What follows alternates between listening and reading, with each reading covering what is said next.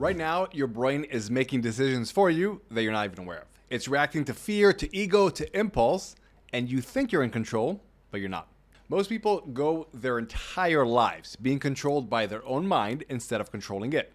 As a former Israeli special operations agent, losing control of my mind for even a second out in the field could have gotten me or my team killed. So I was trained systematically to take full control over my thoughts, my impulses, my emotions, all of it. And today, I'm going to show you how to do the exact same thing before it's too late. Before years of running an autopilot quietly lock you into a life or a business that you didn't intentionally build. My name is Itamar Marani. I'm an ex-Special Forces operative, undercover agent, jiu-jitsu black belt, and the author of Elite Performance. I work with 7, 8, and 9-figure entrepreneurs and achieve their highest potential while winning big.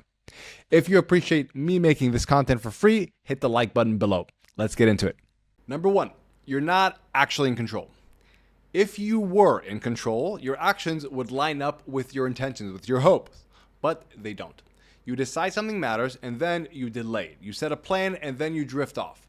Now, this gap isn't random. It's a handoff. At some point, control shifts from you to a pattern. And once that happens, the outcome is predictable. Most people try to fix it with more effort or more motivation, but that doesn't work because effort and motivation applied to the same pattern just ends up reinforcing it. You're trying to just motivate yourself or you're still skiing down the same psychological grooves. 2, patterns run your behavior.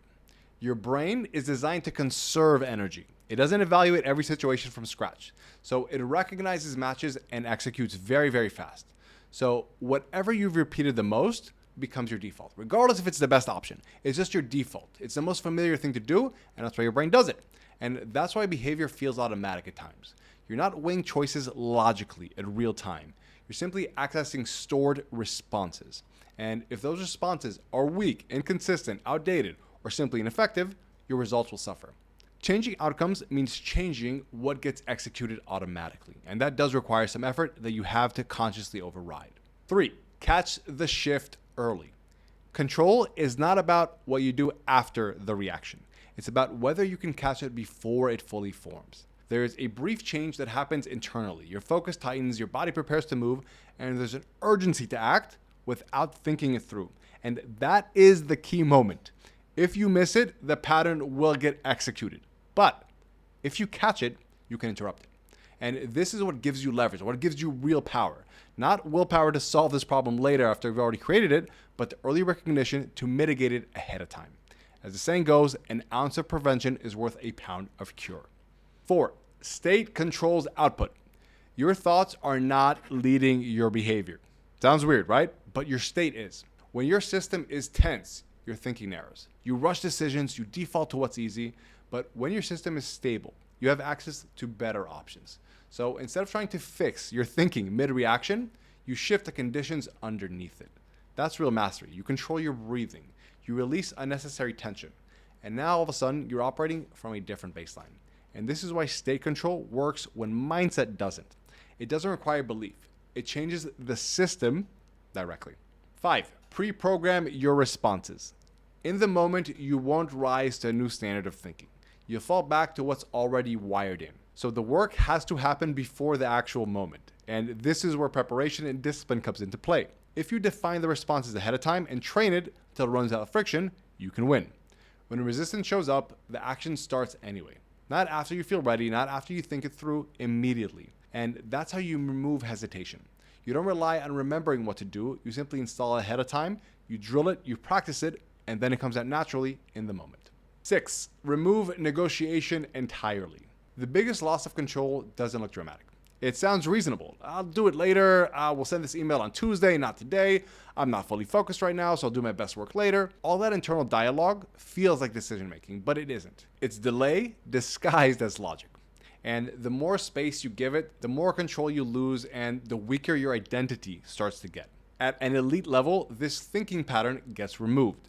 The standard is already set, so there's nothing to debate. You either execute or you don't. And once you stop negotiating, execution becomes infinitely easier, faster, and more consistent. Honestly, one of the biggest superpowers I've seen from billionaires that I've worked with is that once they make a decision, they don't keep negotiating based on how they feel.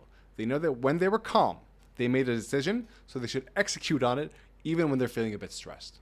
7, Pressure exposes truth. You don't know how stable your system is until something pushes against it.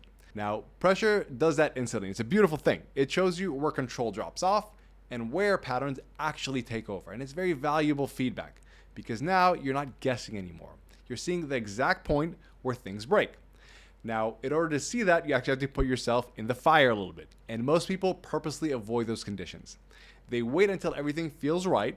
That's why their control disappears the moment where it actually matters. They never train themselves for it. So if you want to fix it, you have to step into these environments where it's harder to maintain performance.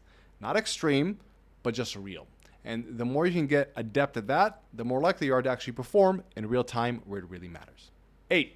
Debrief and rebuild. If you do not examine your behavior, you will repeat it. That's a default. So every loss of control needs to be broken down, not emotionally, not judgmentally, but mechanically. You go back and reconstruct what happened. Where did the shift begin? At what point did the pattern take over? And that level of detail, it really matters because it shows you where intervention is possible next time. And without that, everything is going to stay vague. And vague problems don't get solved. So once you start seeing these sequences clearly, you actually need to start replacing them with better sequences. Understand what's the trigger point, where can I start things, and do them differently. And that's how control ends up becoming consistent because you practice those things.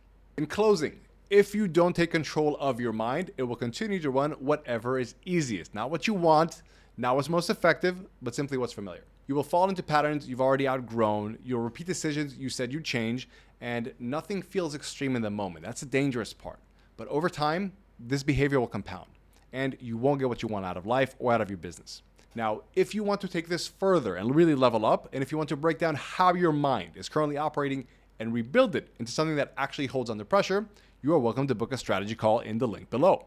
We'll map out your patterns, identify where control is slipping, and build a system that doesn't default back to the same old results that aren't getting you what you want.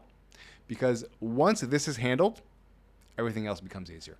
So again, you're welcome to book an application call by using the link in the show notes below.